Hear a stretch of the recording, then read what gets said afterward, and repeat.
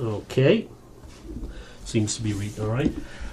Cooperative Legacy Project interview number 28, March 14th, 2006. We're visiting with Tyrone Moos, farmer, rancher, and former Harvest States Cooperatives board member. Tyrone, where and when were you born? I was born January 24th, 1938, in Selby, South Dakota. And where was your family originally from? They were from the Selby area. Mm-hmm. My ancestors my grandparents came from Russia. German Russians? German Russians, okay. Yes. And do you have brothers and sisters? Yes, I have a brother and 3 sisters. Okay, where are they at? My brother is living in Selby. Mm-hmm. He's a chief of police in Selby. And I have another sister who's kind of semi-retired that's in Selby, and winters in Texas. Then I have a sister living in Custer, and she's kind of semi-retired. And then I have a sister living in Mound City, where her and her husband run Madden Motors. Okay. What was your father's name? My father's name was Albert. Mm-hmm. And do you want to talk a little bit about him? What sort of a person was he? What do you... Ornery bugger. My wife's grinning. He was a mail carrier and a drayman, and hauled a dray. And then in them days we had 4 trains running through on the railroad, and they had 2 trains that brought in what was called the express every day. So the bread came in, the mail came in, and he'd take the bread to the grocery store. He'd take the mail to the post office. Then in the afternoon, he'd take the mail back to the depot. And then if there was any cream or anything to go ship in, why, he'd haul that to the depot also. And he'd done that for a number of years. And also, he was a shoe cobbler, repaired shoes and stuff. Okay. And what was your mother's name? Luella Buckland was her name.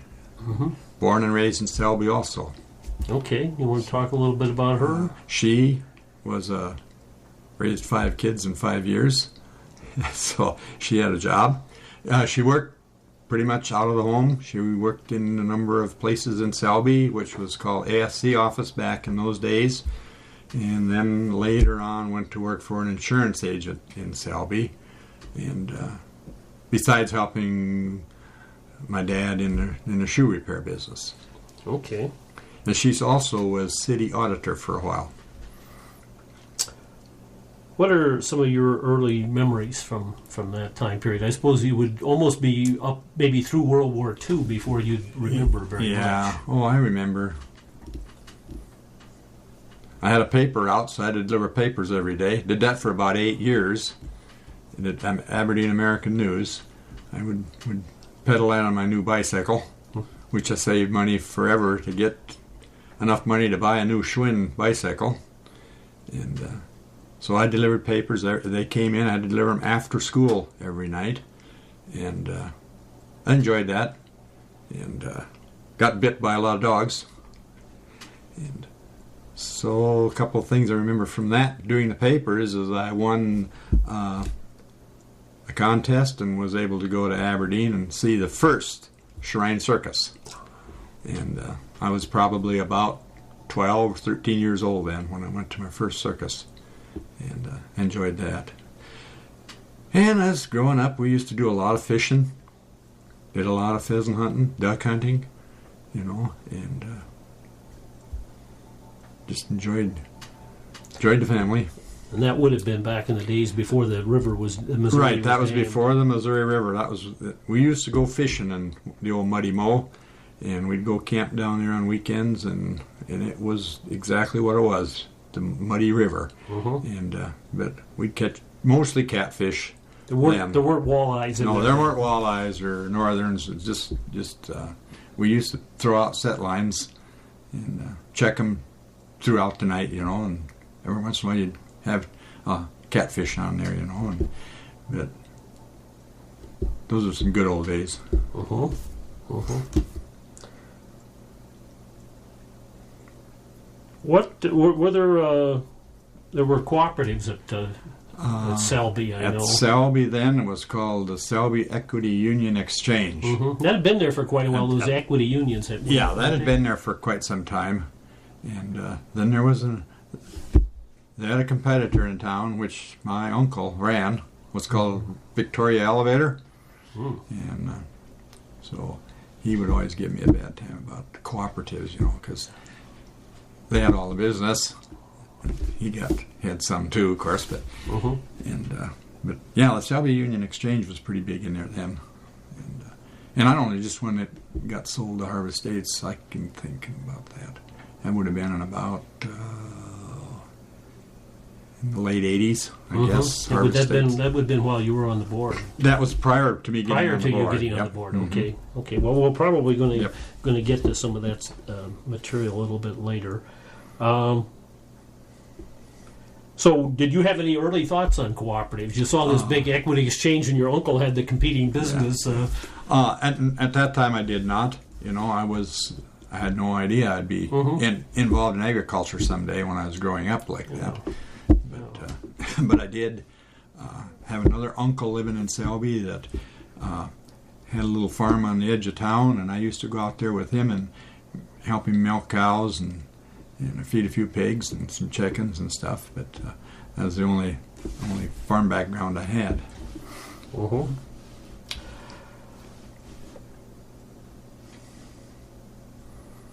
Were there any farm organizations active up there? I know the Farmers Union has never been real active in that part of the state. Not that I know of. Like I say, I don't know that there is a lot of activity in farm organizations there yet today. No. In that region. The thing of it is, I moved to Phillip here in '61, so I've been here a while. Long time, yeah. When you were young, what did you want to do? Would it have surprised you then if you thought that you were going to end up farming? Probably would have surprised me if somebody had told me then that someday you'll be involved in agriculture. I probably wouldn't have thought I'd probably ever do that. I worked construction, that's how I got to Phillip. It was with a construction company. We were built Highway 73 from Phillip to the interstate, which was no interstate yet then, but it was coming from both ends. And but I was in '61 we built that road, and kind of been here since. Met my wife here. That's when we got married, and her dad was involved in the farming, and so that's how I got started in it. Okay, and you introduced me to her, but what's her name for the record here? Elvira, Elvera, Elvira. Okay. Her maiden name was Harnish. Harnisch. Was she related at all? There were some Harnishes down around Emory in that country that have been very active in the Farmers Union Youth Program. Yep. Yeah, she has a lot of relatives back there. And that's where they originally came from. Her dad and his brother came out here, in the 40s, I suppose, and settled up around Quinn. Okay. And then he sold his farm, and they moved to Phillip, and that was in '57.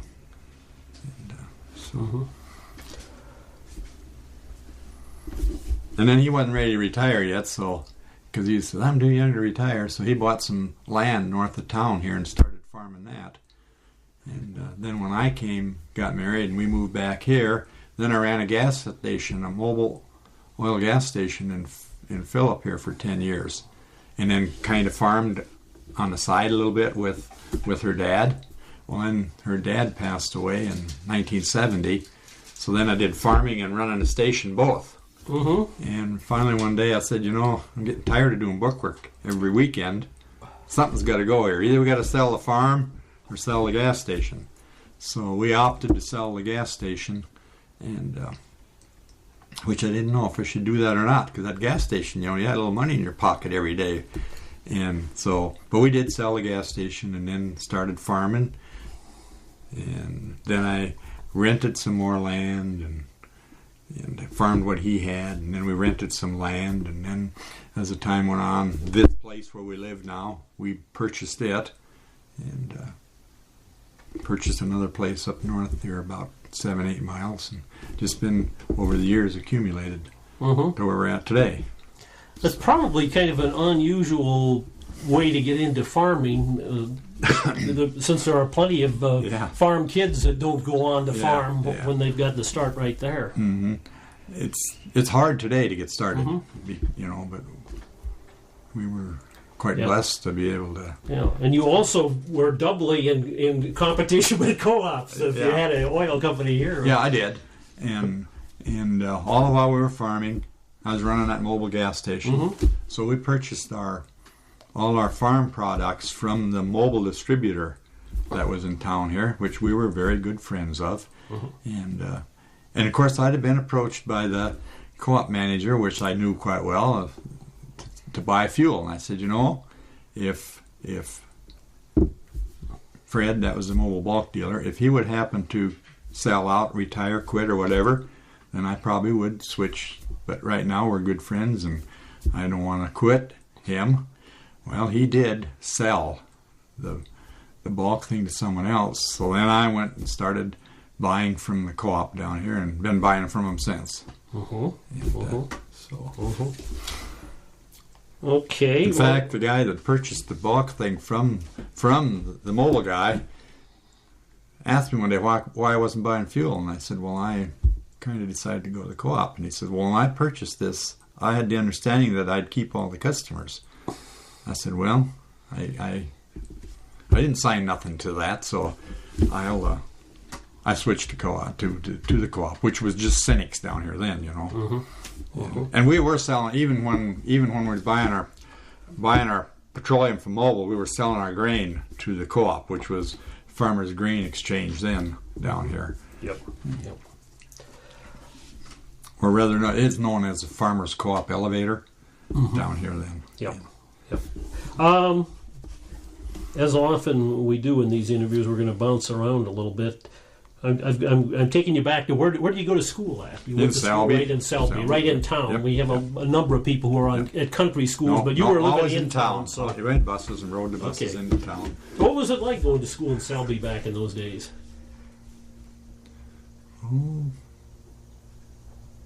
Were kids? Did you, looking back, do you think you were as better as a kid than they are today? No, I don't think so. No, I think that kids are unfairly judged sometimes today. Maybe then. Or yeah, probably. People tend to look and say, "Oh, we were much better than that." Yeah. No, I don't think I'd say that. Okay. All right. And you didn't go to college, right? No. Okay. Military. Did you do any? Served 8 years in the National Guard. National Guard. Okay.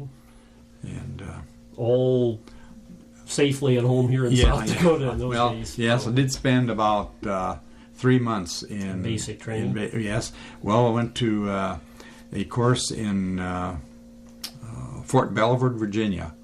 There's an engineer company there, and I went down there and took a course in engineering where they taught us how to run bulldozers and road graders and maintainers and stuff like that. And came back, and that's when I went to work for Delver Construction Company, which was based out of Selby. Okay, what National Guard unit would that have been? That would have been out of Mobridge, 214th Engineer Company out of Mobridge. Okay. And Have they been to Iraq, or do you pay attention to that? No, I don't think they have been. No, okay. I don't believe. That was a very, very rewarding program to spend those 3 months in Fort Belvoir, which is right outside of Washington, D.C. So, and then regular training and so on. During right. Then at that time, when I was in the Guards, we had Guard meetings every Monday night, year round. And then we had our 2 weeks active duty or 2 weeks training every summer. Where did we generally go to for that? Well, we did some of them in Rapid City Camp Rapid, and then we went to McCoy, Wisconsin, for some of them there, and Camp Ripley. So every year we had to do those, And I did spend 8 years in there, reached the rank of Sergeant E5. And so I really enjoyed that. And kids. How many kids have you got? We have 3 grown children. Mm-hmm. We have a daughter that lives in Phillip here too, and she works as a loan officer secretary at the bank, First National Bank here in Phillip. And her husband is a sales representative for Scotchman Industries. And they have 3 girls. One of those girls has just graduated from Augustana College, and she is an RN now at Sioux Valley Hospital in Sioux Falls. Their other daughter, Lexi, is in Spearfish. She's a junior at Black Hills, and majoring in elementary education. And then their youngest girl is a senior here at Phillip High School this year. And I think she plans to go to a VOTEC school, either Sioux Falls or Rapid City, kind of wherever she can get in, and go into some kind of a medical field, like a surgical tech or something like that. Mm-hmm. Then our son has 2 boys.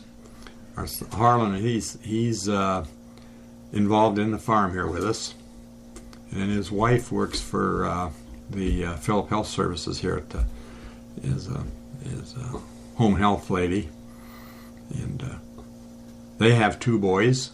Are they interested in farming, or are they old enough to have that interest yet? They probably are, but I don't know if I want them to do that. Yeah. The oldest one is going to VOTEC, Western Dakota VOTEC in Rapid, and taking up welding. And the younger one is a junior over here this year, and he's pretty active in wrestling and music and stuff like that. And football. He's a great football player. And then our youngest daughter lives in Pierre, and she works for the Medical Associates Clinic in Pierre. And her husband works for Pioneer up here, the Case IH dealer. And they have 3 children. A boy that's a sophomore at Riggs High School in Pierre. And then Devin, he's a 4th grader. Am I right? I have to get help on that one. He's a 4th grader. And then they have a little girl that's a 1st grader. So, and you can recite all the names. I can. Okay, all right. Did you want the names? You can if you want to. Well, okay. Our daughter, Hallie, and her husband, Mike. And then they have 3 girls, Jandy, Jandie, Jandy, Lexi, and Sarah. And then our son, name is Harlan, and his wife's name is Georgia, and they have 2 sons, Brandon and Alex. Okay. And I gave him a nickname Toad, and that has stuck with him all through school. Why'd you do that for? I can tell you, when he was quite small, he had little short legs, and he hopped around all the time, and his name is Alex John. So I called him AJ. And his mother didn't really like AJ. She told me one day, if I was going to name him AJ, I'd have named him AJ. His name is Alex. So I said, well, okay. Toad fits pretty good, too. So I call him Toad, and the kids in school all call him Toad today yet. And then the daughter living in Pierre, her name is Heidi, and her husband's name is Steve. And then they have the 3 children, Darius, D-A-R-I-S. Darius is the oldest boy. And then it's Devin, and then the little girl's name is Brooke. Oh, okay, so they broke away from the D's broke away to from the D's, yeah. A B. Yeah. Okay. You've kind of addressed this a little bit about cooperatives, about how you started doing business with the elevator and the oil company, but when did somebody, you were first on the elevator board here? I was. After we sold the gas station and we got the farming full time, then I did all my business at the co-op here. And a guy just called me one day and said, I'm going to retire from the local board here. Are you interested in it? I said, well, yeah, I guess so. If I can get elected, I said. And so I did get elected to it. And I'm trying to think when that was. About 1974 is when that would have been. And because I put in 17 years on that board down here. And 9 of those years as chairman of the board. Mm-hmm. So. Mm-hmm. What sort of issues were you dealing with here at the local co-op back in those days? Railroad, mm-hmm. which we still are today, you know. Perpetual almost. Yeah, they were threatening to close our railroad down here that time, and we had to go to Pier and spend a lot of time battling to save this from being abandoned, this railroad here. And I think through the efforts of not just the co-op here, but also elevators in Midland, elevators in Wall, and people just joining together and going to Pier, as well as people out of Rapid City and stuff too. And we was able to get a rail authority or such and save the railroad that time. And those were some of the big issues. One of the other issues is as time went on, was trying to generate enough revenue to keep the thing open, you know. As the government quit federal grain storage, then it got to be hard to make the elevator make any money. And but we struggled along. And what part of the income was it in those days for government grain storage? Because that dated way back from the 1940s when they started storing a lot of grain. That was a cash cow for them elevators. Yep. They were getting a lot of elevators, you know, put a lot of money away on grain storage that time. And so when the grain storage went away, then you couldn't live on this 10 cents a bushel that you were trying to make on a grain sale. And so it got real tough. But what kind of yields were you having around here? See, that's another thing too. Back in them days, you know, a 25 bushel was if you got 25 bushel, that was a good yield in those days, you know. But you know, we were getting paid almost as much for the grain then as we're getting paid for it now. Yep. The yields weren't there, but the cooperatives had a hard time trying to make it on 8 or 10 cents a bushel, and we had competition here in town with it was called Tri-State Mill then, and so you had competition here, but we were able to get most of the grain pretty well, and built some additional storage down there so we could handle that grain. So we were piling so much of it on the ground, you know, which is expensive too to pick it back up, you know. Yeah. But was there any connection with the co-op over at Midland? Yes. In fact, I don't know if you want me to go there or not. We did merge together with Phillip and Midland went together. Yeah, if you want to talk about that a little bit. We went together. And because they were struggling, we were struggling, and we thought, well, by putting the two together, you know, we can share some of these expenses like insurance and bookkeeping, accounting, and stuff. If we can share these expenses, so that's what we did there, and it worked out pretty well. Well, then we got. I suppose we did that for about 5-6 years, and then Pier approached us one time. We'd want to merge in with Pier. So we had some rather lengthy discussions on a merger with Pier, and we brought it to a vote of the patrons, and it passed, and so we became part of Midwest, which was Midwest Co-op. At that time it was Pier Farmers Elevator, and we thought, well, if we're going to put this together, Phillip and Midland and Pier, then it shouldn't be called Pier Farmers Elevator. We should come up with a new name. So we had several meetings on trying to come up with a name. They, I presume, had a bigger volume than you being more in the wheat country back there. And a lot of this grain, not so much right here at Phillip, but you take Midland and North, they was drawing that grain into Pier anyway, because they seemed to have a little bit better price. So, and Harvest States was very involved in putting the merger together between Pier, Midland, and Phillip. And again, we were doing it for the economics of it. We had to try and share these expenses a little more. So then we got where we had a bigger insurance package, so we're all sharing, not each one of them buying their own insurance. And also we had to share the accounting part of it, see. And so then we had several meetings, and we finally came up with the idea that Midwest Cooperative is what we was going to call it. And I said, well, we need to put and I was the one that said that, we need to put an S on the end of that, cooperative. It needs to be Midwest Cooperatives, and that's the name we came up with it, and it's growing to what it is today. And so, you want to stop that? I'll tell them. No, okay. That's not bothering any. Okay, so Jack's here, Elvira. I'll go out. And,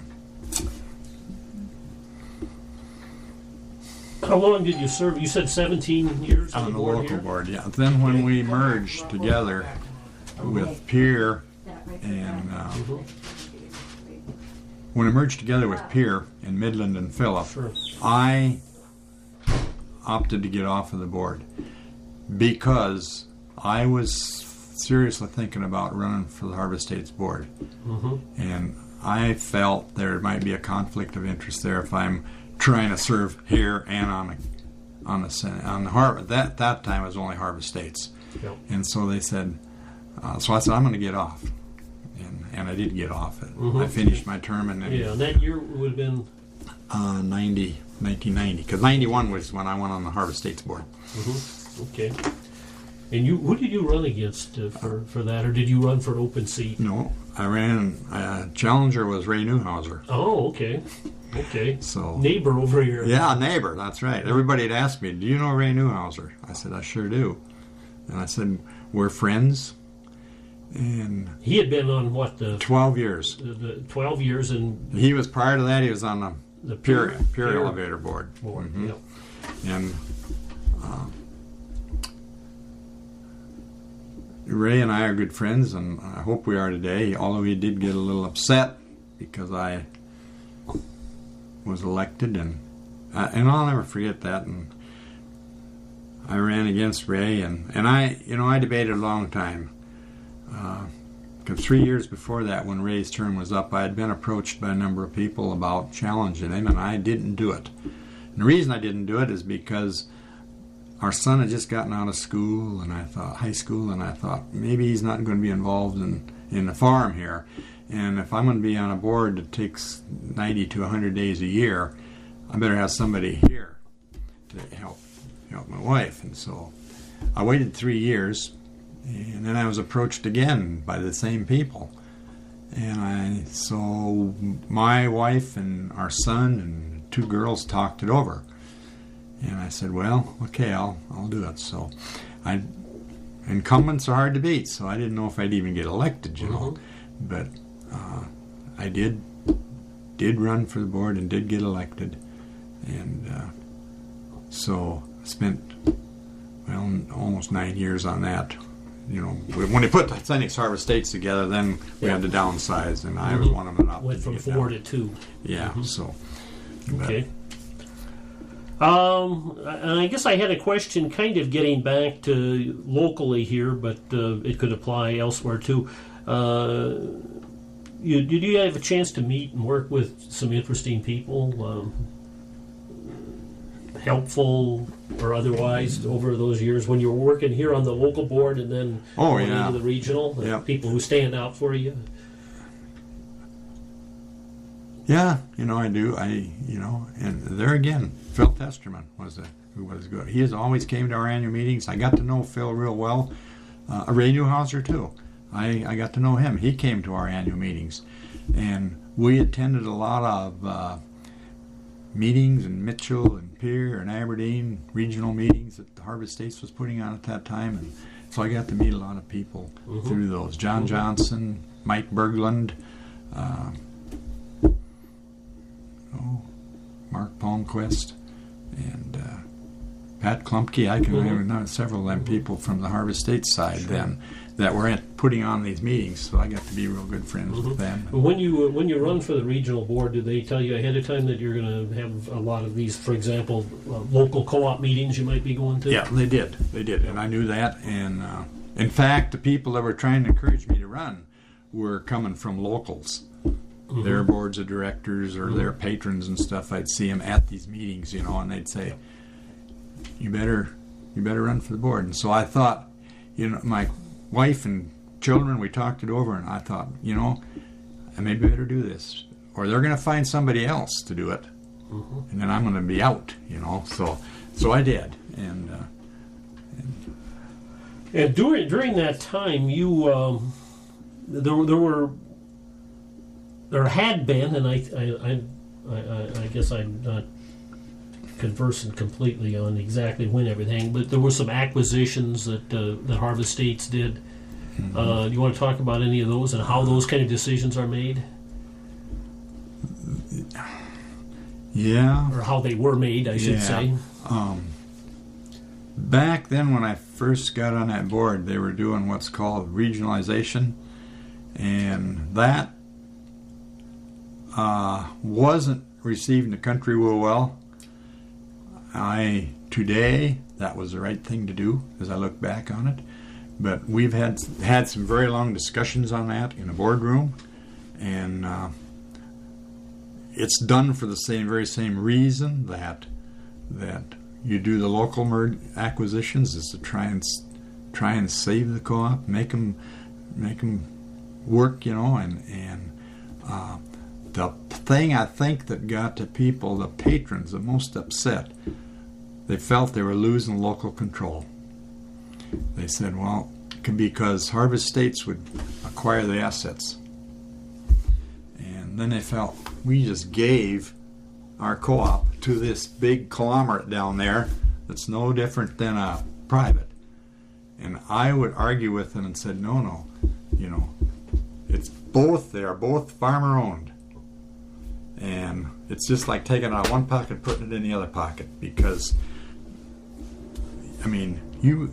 speaking to you as a farmer, you own Harvest States and you own the local. So, and we did that, transfer the assets to them, because that way you become a part of this big pie, piece of this big pie, and the savings are tremendous there, because you save in insurance, bookkeeping, accounting, the whole thing, management, they all help you with that. So, but that was tough to go in the country and try and tell somebody, this is what you'll get out of it. And then they'd always want to know, well, what's bad? There's got to be some bad here too, And it's hard to find anything really bad, because, but they were hard to pass. And I know a couple of them that passed, just passed, But then when you look back on it, and I've talked to some of these people since that were so opposed to it, and you talk to them now, and they said, that was the right thing to do, and so I said, yeah, I know, and I'd say, well, I wanted to tell you this and I wanted to tell you that, but I didn't know if I should. And they said, yeah, you should. Why didn't you tell us that? Because we'd have changed our mind then, And like one guy, for instance, I tilted it, huh? No.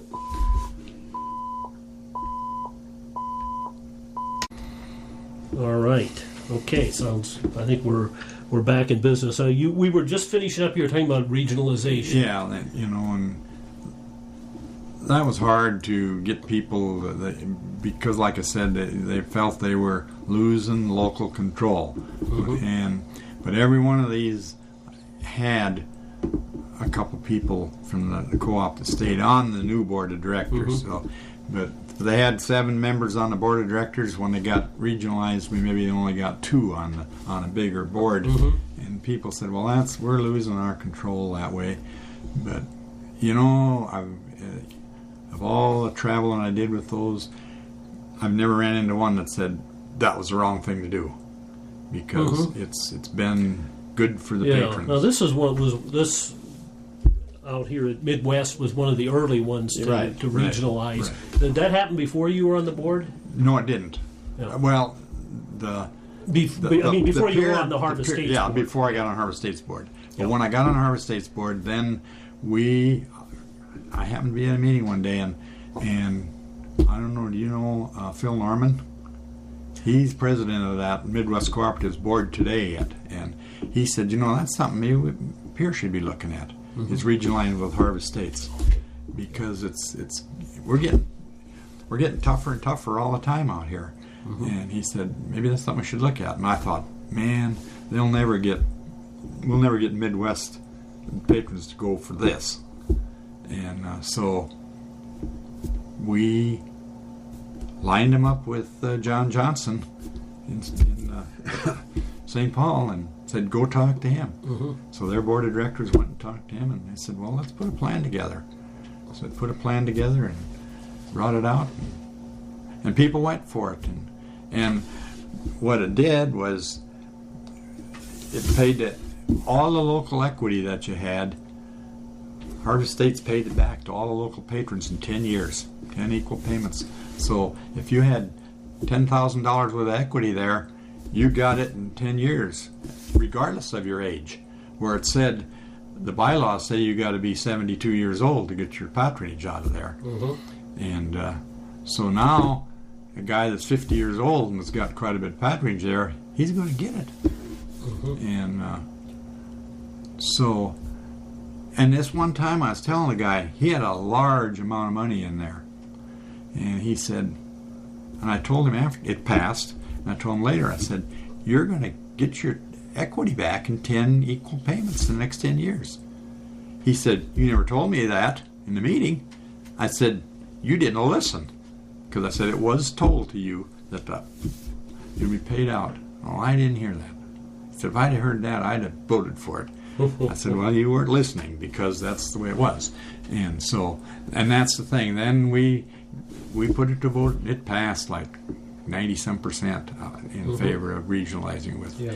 And a lot has happened since then. They've picked up Martin down here and Highmore, and then we also told them at the time, if you regionalize the Phillip, Midland, and Pierre, the Harvest States at that time owned Oneida. And they said, we'll put Oneida in the mix too. And Blunt. So that all came in there, and since that time now, since it started, Highmore's came on, and Draper, I believe it is, and then Martin down here, so it's gotten to be a bigger thing. And then I remember back, I was still on the board when Gettysburg, Powder County Co-op, wanted to take a look at it. Because, see, Harvest States owned Selby. They acquired that when Selby Equity liquidated that time. And Harvest States acquired that. Well, then, here Midwest is getting pretty big now. They got Oneida now, and Phillip and Blunt, and Gettysburg sitting here, and they say, hey, we're getting squeezed in the middle here. So maybe and Gettysburg is in very good financial shape. And they said, maybe this is something we need to look at. So, again, they took a business plan and presented it to the patrons, and they voted in favor of that. And we said, if you'll do that, we'll also put Selby with that too. And that's how it became Northern Plains Co-op. And so, because Harvest States had rail access up there, and Gettysburg's sitting here without no rail. See, so now that grain all gets shipped up to Selby and put on a rail there. Made a better market for Gettysburg, and so it's really turned out to be to the benefit again. Sure. And then we also, while I was on the board, put Eastern Farmers Co-op into a regionalization, that same type of a deal. And I can't recall for sure how that's Canton and gosh, I just can't. Brandon, all those, and Garrettson and some others that are put in and working very well too. So, what is the role of the advisory committees? Is there an advisory committee that kind of serves as a? There is. That's kind of supposed to work as a kind of an ear to the country. So a lot of times, if you're the director and people might not want to talk to you, but if there's an advisory committee, they're supposed to be out listening to what they hear in the country, and then kind of report that back to. And they maybe only meet once or twice a year or something, but it's just kind of sounding board for the country, you know. Now, what's the voting procedure these days like for the patrons out here in these facilities when it comes to the regional? There, of course, that's based on volume, or it used to be. I'm sure it is yet. How many delegates you get to an annual meeting and such. Sure. But and I don't know today how that stands either. Now, the wheat growers always used to be the largest. Wheat growers were the largest, and that's changed a little bit now. I just don't know how that works with. I don't really know how they are now. I've been off the board 6 years, I think it is. But they were the largest. And so, of course, back in the old days when you're running for a board like that, or running for the Harvest States board, you wanted to be sure you got around and visited all the board. We knew how many votes each one of those had. See, so you wanted to make sure you got out and visited those with packing the most votes, you know. And wheat growers being a larger one always kind of split their vote in the middle. They didn't want to be a deciding entity here saying, well, we can elect him, you know, if we want to. They'd usually, and I was warned of that when I was running for the board. Now, they said, tell you one thing about wheat growers, they most generally split their vote. So you ain't going to get all the votes. I said, well, that's fine. I only want one more than the opponents, you know. But so, and I never did know what the vote was. Phil Testerman was chairing the board that day, or the caucus meeting, and he said, "Now, we're just going to have a first and a second here. There's not going to be no winner, no loser." He said, "These two guys are both good friends of mine, and I hope after this election's over, we're still good friends."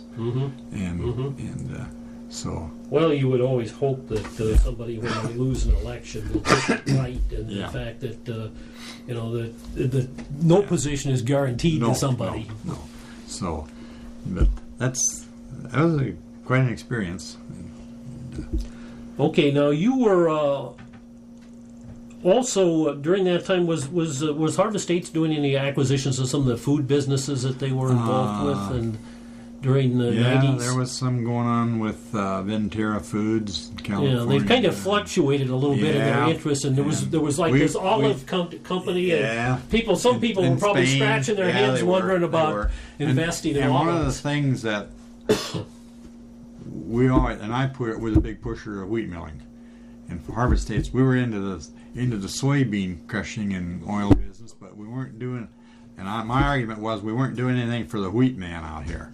We're doing all these added value things for the soybeans, but we weren't doing anything for wheat. So we just tried to get into the wheat milling, and boy, you're a little player with a big crowd there, big companies there, you know. So we did do that. We built a mill at Kenosha, Wisconsin. You know, of course they had the one in north of Minneapolis there, and then we had a Kenosha one, and then they built one in Pennsylvania, and down in Florida, I believe they built one, and Houston, and it just did not work. So they did merge that off to Cargill, I believe it was, but that was after I got off the board. And so that was one of the deals that was the right thing, but you couldn't make it work, you know. So were they at that time doing some sort of I'm trying to remember a deal where people could invest? We did that. And that was kind of experimented with for a while too. How did that come about? They was going to do that in the wheat milling thing, see, yes. and then that was probably the right thing to do at the time, but we just couldn't get enough money generated from it, get enough money raised doing it, and it still wasn't working. So then when they merged it with, or whatever they did with Cargill, then we got anybody that invested money and got all of it back, 100%. Yep. So I had some money in it, so I got mine all back, 100%. And we never did make any money on it, but there's always a chance of losing some, you know. And we were going backwards with our, and then of course when they put it with Cargill, well then we was able to get all of our money back. And so. Was that somewhat the story too with regard to grain exports, which it seems like it's there once again you're up against some pretty big hitters, competition. Yeah. I think still do quite a bit of exporting. Harvest States does. Still have the elevator out on the Pacific Northwest on the Columbia or Snake River, I guess. And then down on Houston too. They have, and I'm sure they still have those. And that was good. Export business is good for the Pacific Rim countries. We were getting shipping that corn to the Pacific Rim countries out of that Northwest terminal, as well as the South too. Houston. Now, was John Johnson the president all the time you were on the Harvest States board? No, he wasn't. He wasn't. Al Hansen was. Yes. Al Hansen was there when I first got on, and I was only on there about 3 years maybe, and then he said he was going to step down. Okay. And how were their management styles? Were they similar or different? No, they're different. They're different. In dealing with board too. How big was the Harvest States board when you were on? There was 15 of us, and but they're different. John and him. John's a little more aggressive than what Al was, but both good managers, but different styles. And I remember Merlin Van Walligan and I were attending a regional meeting in Aberdeen. And I think it was Mike Berglund or somebody came and said to Merlin and I that John wants to talk to you two guys. Or not John. Al Hansen wants to talk to you two guys in a room. And I thought, geez, what the heck could we do now? So I went in there and he said, I want you guys to be the first ones to know here that I will be retiring at the end of the year. He said, don't spread that around. Let's just stay in this room for now. But he said, I'll be retiring, so you guys are going to have to hire a new CEO. And we said, you got any ideas? He said, yeah, I do, but you got to figure it out. And so, okay. And so we did. We opened it up we did agree as a board we should try to stay in-house, not go outside for it, because there's some good people. And John Johnson was in there too, and so we did open it up to anybody that want to apply for it. And I think there's 6 or 7 guys applied for it, and then the board had to narrow that down. And we narrowed it down to John Johnson and Mike Berglund. And as you look back over the history of Harvest States, from the GTA to the Harvest States, every CEO that came up through that thing came out of grain marketing. And so everybody said, this is a grain company, we need to get a grain guy. And John Johnson was in a feed. Yeah. See? Yeah. But we originally managed the GTA Ellis, Feeds. GTA Feeds. Yes. And so, and everybody's, we're the board, we got to decide here. We got narrowed down to 2 guys. And then we went home for a week and thought about this. And then went back and interviewed the 2 guys again. And, man, we just couldn't agree on. I think everybody wanted John Johnson, but they're looking at Mike Berglund, who's been here longer, but then when you interview both these guys, and if you're going to have you got your gut feeling, on how the interviews are going, and John Johnson's the guy you should be, you got a gut feeling that says this is the guy. So we took a coffee break for 15 minutes that day, and I said, I got a plane to catch at 5:30, and the chairman of the board says, we'll be done by then. As soon as we go in, we're going to ask for a vote. And the vote was unanimous, so, for John Johnson. Okay. And that's how he became the CEO. Okay. Okay. So, you want to talk a little bit about what went on leading up to... Well, I know there was a discussion earlier on between Harvest States, I think, and Cenex and Land O'Lakes, was it? And that didn't happen. Farmland. And farmland, yeah. The Harvest States Cenex one did happen. Yes, and if you want to talk about that one in particular, how that negotiations went on, because some of you had to go off the board. Yeah, we had to downsize the board. We had that was a whole year thing too, trying to put the Harvest States Cenex deal together. Even though they were almost, everybody in the countryside tended to view them as sister co-ops. Yeah, they were. and they're different. One's grain, the other one's petroleum, and they're both in the same. One's in St. Paul and the other in Minneapolis. Well, they're in the same area. Yep. And you go, every one of the towns out in the country had one of each in it. Mm-hmm. So this one-stop shop, you should have it all, so you can do your grain merchandising, buy your fuel, buy your fertilizer in one place. And so this was a tough one to get through the country too, because people again there, now we're going to lose our locals. We're going to lose one of our locals there, and so although Central Grain Exchange, which was Cenex in the Harvest States, they're the same really. You got the same patrons. If you're a patron over here, you're a patron over here. Yep. So that was a tough one to get put together in the country too, because and the board, we struggled with it too, because and finally when we got it passed, well, then we left the two boards. There was 15 and 13, I believe it was. Yeah, we had 28 board members. Now we got to get it back down to 17, and so that meant some guys are going to have to go, and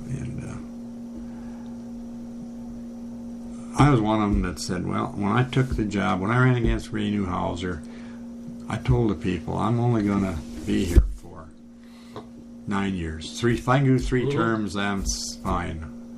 And so I thought, well, that's kind of what I told the people, and my time is up, so it'd be a lot smoother to just one step down than have to have an election, because somebody's going to lose an election, and so I did step down, and there was some things that they threw into the mix for compensation purposes that made it a little more attractive to volunteer, and so they were pretty good incentives, and I said, well, where do I sign? So I said, I'm going to quit. I've been here 9 years, and I said, I'm ready to quit. And the politics is getting bigger, all the time. And then I had some patrons tell me, oh, don't, you guys shouldn't decide. Let the patrons decide. Let the delegates decide who goes and who stays. And I said, well, it's a little risky here, and I said, I told you guys 9 years is long enough. I'm not a 30-year man. 9 years are up, and I said, I guess I'm ready to step down. And, well, you should run, because you'll stay.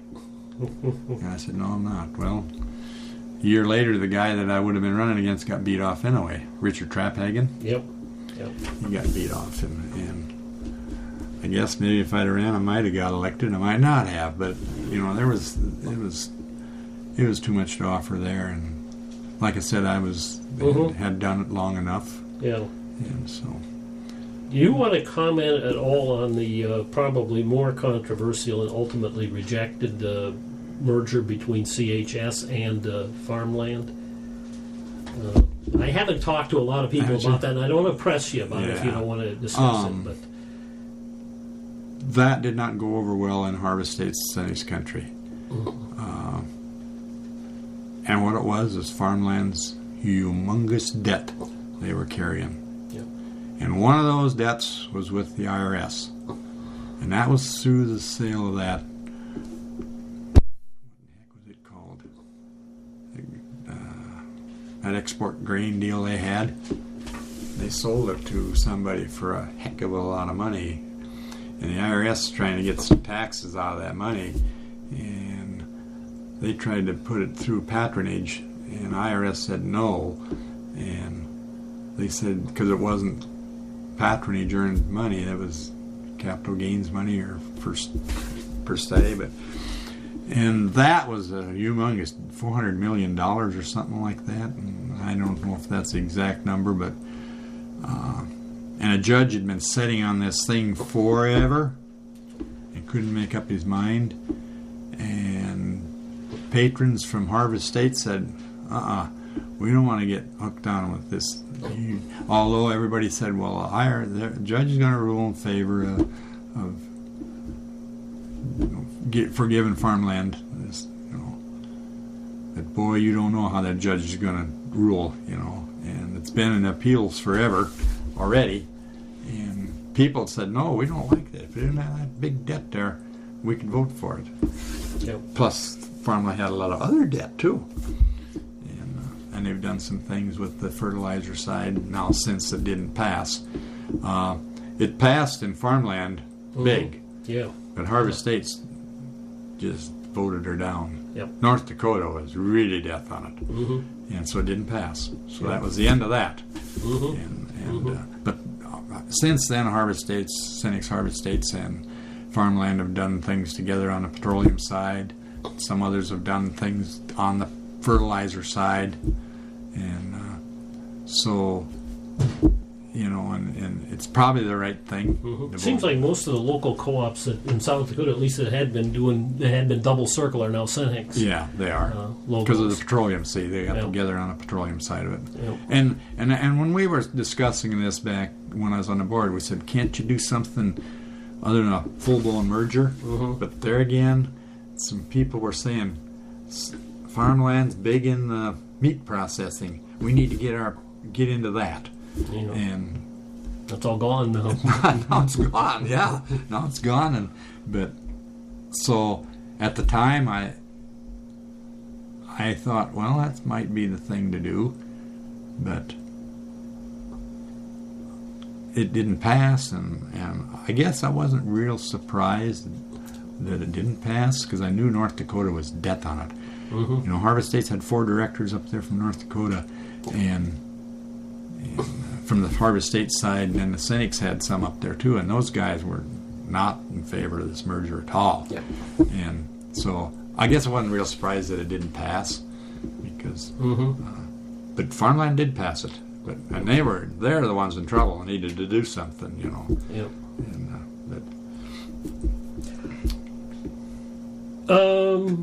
Let's talk about cooperatives in general. How do you view the situation of cooperatives in general in this region of the country today? I think they're in good shape. They are in good shape. I think the regionals. The regionals are certainly. Harvest States. I get a newsletter from them yet, and they're having a tremendous year again. And the local here, I just talked to the manager down here the other day and said he's having a good year. And I think they're the right thing. I don't care if it's grain, if it's petroleum, or if it's electricity. The cooperatives are the way to go.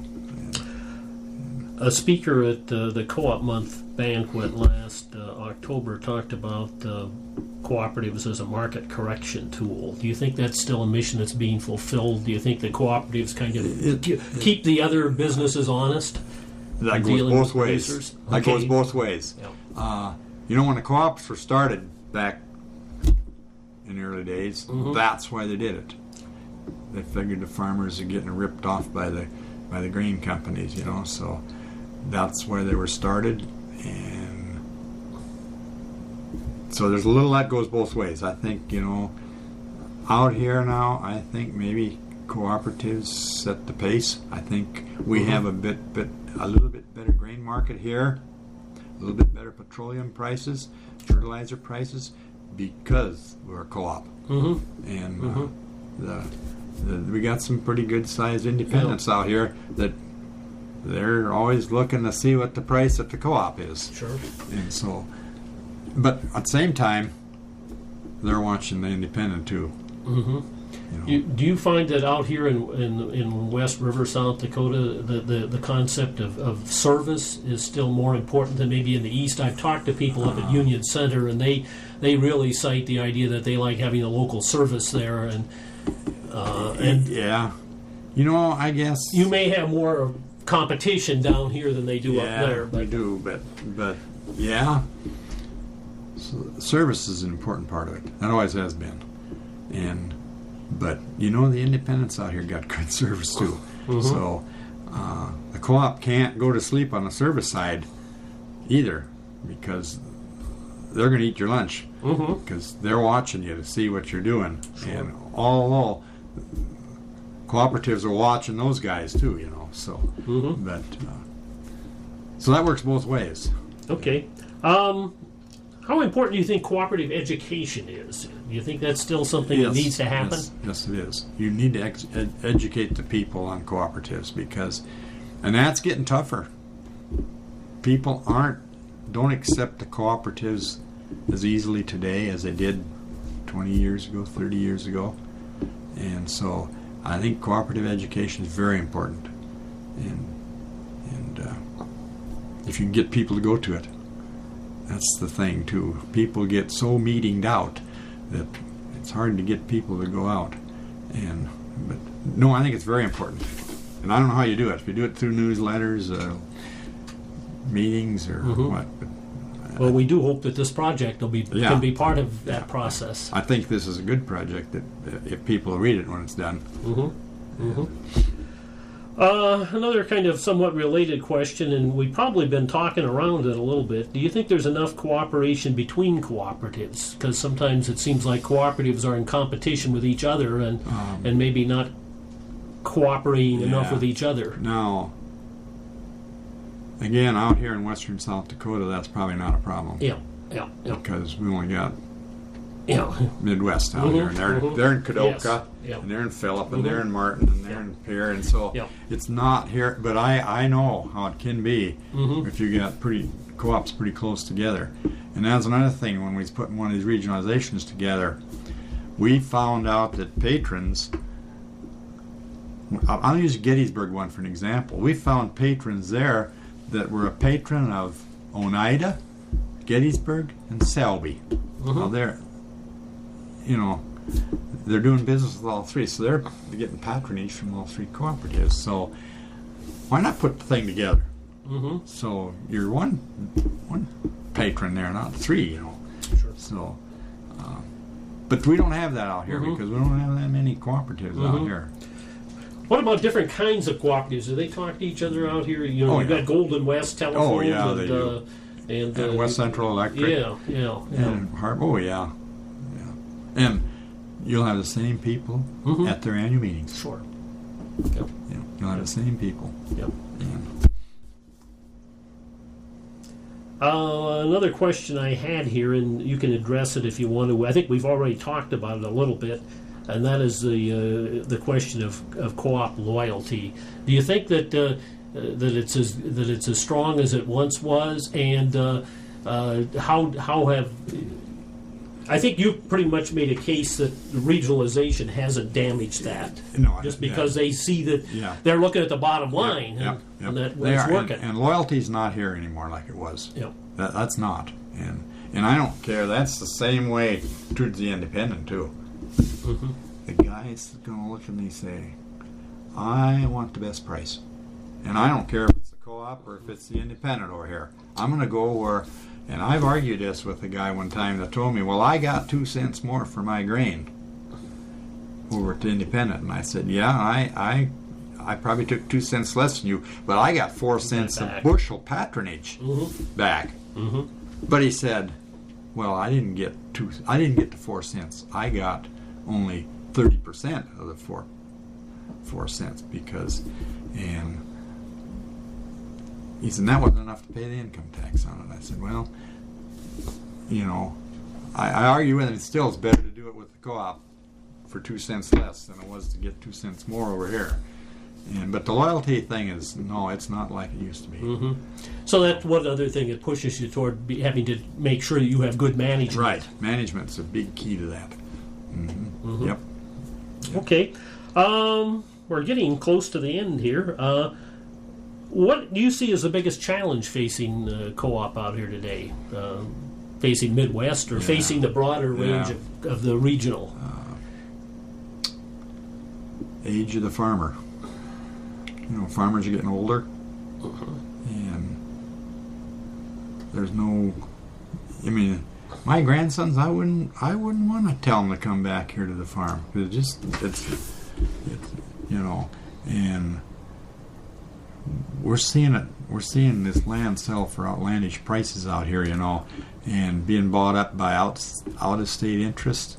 And so as this goes on, as these big money guys come from the east and buy this land, your loyalty's going right out the window with it, because they aren't going to buy wherever they can get it the cheapest, and they don't care if they ship it in from Florida, because they don't care about the co-op. And so And as farms get bigger and bigger, you know,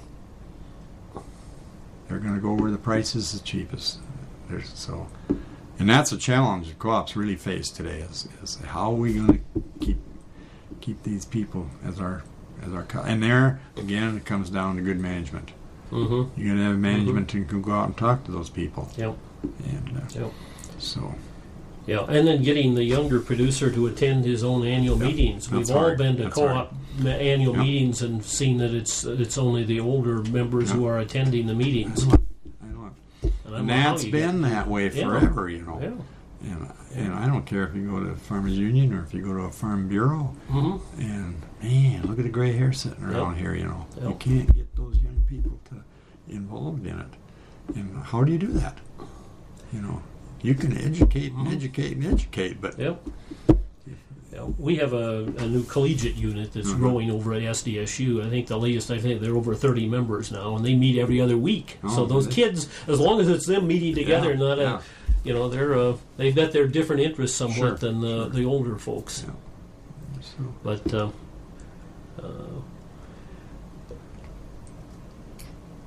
I guess I'm almost down to just a couple of questions. What kind of advice would you give someone today? Obviously, you said you're not advising your grandchildren to try farming, but No. well, I don't know.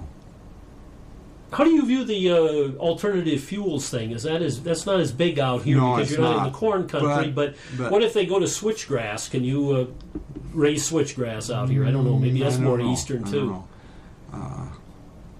Yeah, that's. They haven't really mastered No, that yet. But, either, this alternative fuels, I think, you know, out here, what we're missing out here is wind energy. Yeah. I think we can do a lot with wind energy out here because we get a lot of winds. We've got enough hills and terrains around here. Yeah. But them things are going to run even on still days, you know, because there's enough upcurrent and stuff. But yeah, and I guess I'm a real pusher of biodiesel. I think we need to get that. They need to get it better so that we can use it out here, even when it's cold out. You know, and I know they've tried down here hard to get me to buy Yep. soybean diesel. You know, and I want to, but then they tell me, well, maybe it won't work below 30 degrees very well, and then you run into the fall harvest and stuff, and you can't. You know, Yep. and I want to try it. Even if it's a couple cents more, I would do it, you know. Sure. Because- I know another thing I noticed recently. I was up to Marshall County, interviewed Owen Jones, and I he's know very him. big with ethanol. And they have a blender pump at Britton now where you can choose your percentage of Okay, ethanol blend. I've heard that. And it's really impressive to see it there. You can go all the way up to 40%, or then you can go E85 if you yeah, want to. yeah. I think that's. Yeah, I think right. yeah, we got to do that in this country because we're getting too dependent on the foreign oils, Well, and we got to get. We got. Man, look at all the corn we raise here and the soybeans we raise here. Sure. We should be doing that with that, Uh-huh. and, because that's better for the farmer. yeah, lots of livestock food produced as a byproduct. That's right. And we could be eating, the livestock could be eating that here in South Dakota instead of shipping it. And I think that's something we're going to see in the very near future is more of that. And you can see that with ethanol plants that are being built and around the country, you know. And we need to do that.